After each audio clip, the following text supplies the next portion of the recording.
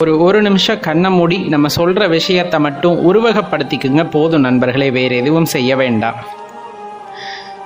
பெரும்பாலும் நம்ம வாழ்தல் அப்படிங்கிறது ரொம்ப மகிழ்ச்சியாக வாழணும், நம்ம உணர்ந்து வாழணும் அப்படிங்கிறது எல்லாத்துக்குமே எந்த மாற்று கருத்தும் இருக்க முடியாது. அதில் வகைப்பாடு வேணால் மாறலாம். நாம் பொன் பொருள் சார்ந்து மகிழ்ச்சியாக இருக்கணும், சில பேர் பார்த்திங்கன்னா நில வளம்னு சேர்த்து மகிழ்ச்சியாக இருக்கணும், சில பேர் ஆடம்பரம் அந்தஸ்து அப்படின்னு மகிழ்ச்சியாக இருக்கணும், சில பேர் அதிகாரத்தில் வந்துட்டு நான் எப்போவுமே இருக்கணும், அதில் தான் எனக்கு மகிழ்ச்சி அப்படின்னு சொல்லிட்டு இருக்கணும். ஆனால் உண்மையான மகிழ்ச்சி என்பது தன்னை அறிந்த நிலையில் ஒருத்தன் இருக்க வேண்டும் அப்படிங்கிறது தான்.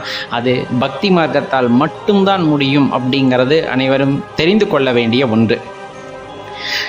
சரி, இந்த நேரத்தில் நம்ம என்ன கண்ணை மூடிட்டு உங்களை சிந்தித்து பார்க்க சொன்னோன்னா, பெரும்பாலும் இறைவன் அப்படிங்கிறவர் தன்னிகரற்றவர் அப்படின்ட்டு நம்ம சொல்லலாம். அது எல்லா மார்க்கங்களும் வேற வேற மாதிரி சொன்னாலும் ஒரே ஒரு அடையாளத்தை தான் அது விட்டு செல்கின்றது. பரம்பொருள் அப்படிங்கிற ஒரு வார்த்தை, அன்பு வடிவானவன் கடவுள் அப்படின்னு சொல்லிட்டு.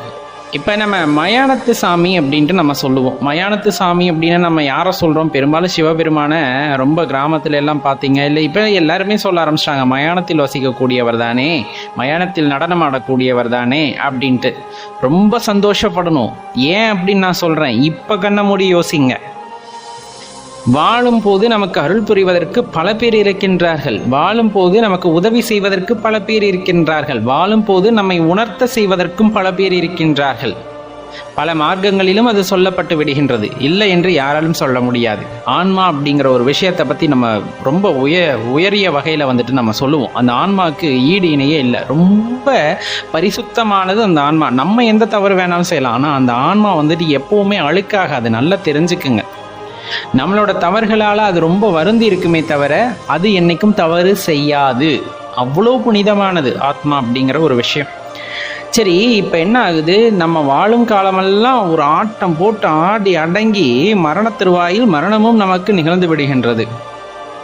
இப்போ மரணம் நிகழ்கிற வரலும் பார்த்தீங்கன்னா நீங்கள் எந்த கடவுளை வேணாலும் நம்ம கூப்பிடலாம், சரிங்களா? இப்போ நமக்கு பணம் வேணும் அப்படின்னா ஒரு கடவுளை, தைரியம் வேணும் அப்படின்னா ஒரு கடவுளை, கல்வி வேணும்னா ஒரு கடவுளை, இந்த மாதிரி எல்லாத்தையும் வாழும் போது வந்துட்டு வணங்கலாம், கூப்பிடலாம். கண்டிப்பாக அதற்கான பலனும் கிடைக்கும், இல்லை என்றெல்லாம் சொல்லவில்லை. இப்போ நம்மளை கொண்டு போய் காட்டில் வச்சு சிதை மூட்டிடுறாங்கன்னு வச்சுக்கோங்களேன், அந்த உடலை விட்டு உயிர் பிரிந்து விடுகிறது அல்லவா, அந்த ஆன்மா மட்டும் அங்கே தத்தளிச்சுக்கிட்டு நிற்கும். அப்போ அதுக்கு உறவு அப்படிங்கிறதே எதுவுமே இருக்காது.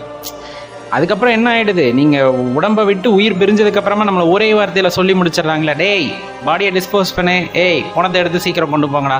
அது வரலும் நமக்கு பேர் வச்சு கூப்பிட்ட இந்த உறவுகள், சுற்றி இருக்கின்ற நட்புகள் எல்லாமே ஒரே வார்த்தையில் என்னன்னு முடிச்சுக்கிறாங்க, உங்கள் உறவை துண்டிச்சுக்கிறாங்க. என்னது இது? பிரேதம், இது பிணம், இது சடலம் அப்படின்ட்டு உங்கள் பேரவே ஒரு வினாடியில் வந்துட்டு மாற்றிடுவாங்க.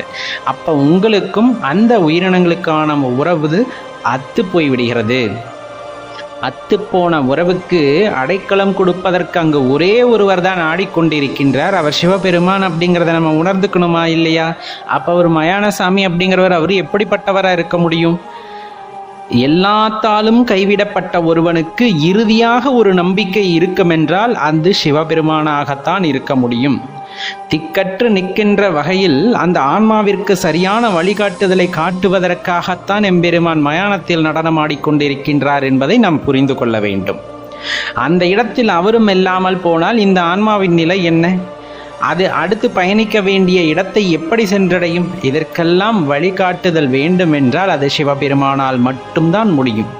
அது இறந்ததற்கு பிறகு மட்டுமல்ல, இறப்பை மனதில் கொண்டு நாம் வாழும் போதே நெறி பெறலாமல் வாழ வேண்டும் என்றால் அதற்கும் வழிகாட்டுவது சிவபெருமானால் மட்டும்தான் முடியும் அப்படிங்கிறத மனசில் வச்சுக்கோங்க. இப்போ திரும்பவும் அதை மனசை ஒருநிலைப்படுத்திட்டு ஒரு நிமிஷம் கண்ணை மூடி சிவபெருமானை நினச்சி நம்ம வாழ்க்கை ஓட்டத்தை முழுசாக வந்துட்டு ஃபாஸ்ட் ஃபார்வர்டில் ஓட்டி, நம்ம மரணத்துக்கு அப்புறம் நம்ம உறவினர்கள், நம்ம சொந்தக்காரங்க, நம்ம நண்பர்கள் எல்லாமே நம்ம எப்படி பார்ப்பாங்க, அந்த சமயத்தில் ஈசன் இல்லைன்னா நம்மளோட நிலைமை என்ன, அந்த உயிர் பிரிந்ததுக்கப்புறம் அந்த உயிர் ஈசன்ட்ட எப்படி போகும், எப்படி மன்றாடும், அதற்கு அவர் எப்படி அடைக்கலம் கொடுப்பார் அப்படிங்கிறத கொஞ்சம் சிந்திச்சு பார்த்தீங்கன்னா உங்களுக்குள்ள ஒரு உணர்வு தோன்றும் பாருங்க. அது தாங்க வாழ்க்கையோட பிடிமானம் அப்படிங்கிறது. இதை பயம்னு எடுத்துக்க வேண்டாம், இதுதான் அந்த நெறி. அப்போ இது நம்ம மனசுக்குள்ள ஒரு ஒரு அழுத்தமான பதிவை உண்டாக்கிட்டா வாழ்க்கையில் நீங்கள் எப்போவுமே தப்பு பண்ண மாட்டீங்க. ஏன்னா எதுவுமே நிரந்தரம் அல்ல அப்படிங்கிற ஒரு உலகத்தில் நம்ம வாழ்ந்துக்கிட்டு இருக்க சமயத்தில் அந்த பரம்பொருள் மட்டுமே உண்மையானவர் அப்படின்னு நம்ம உணர்ந்துக்கிட்டோம்னா நம்மளுக்கு எந்த பிரச்சனையும் எப்போவுமே வராது. திக்கற்ற நிலையில் நீ இருந்தாலும் உன்னை கைப்பிடித்து வழிகாட்டி செல்ல பரம்பொருள் அந்த பரமேஸ்வரன் இருக்கின்றார் அப்படிங்கிற அந்த நம்பிக்கை உங்களுக்குள்ள இருந்தது அப்படின்னா இல்லைங்களா, மயானசாமின்னு சொல்கிறோம் இல்லைங்களா, அந்த மயானசாமி தான் நம்மை காக்கக்கூடிய தெய்வம் அப்படிங்கிறத மறந்துட வேண்டாம் நண்பர்.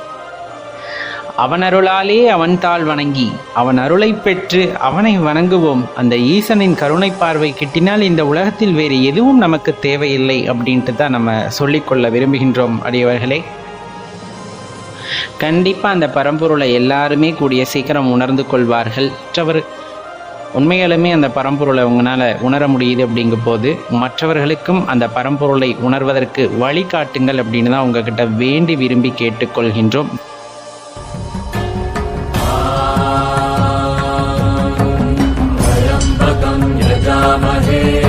सुगन्धिं पुष्टिवर्धनम् पूर्वारुकमिव बन्धनान् मृत्योर्मुक्षीयमामृतात्।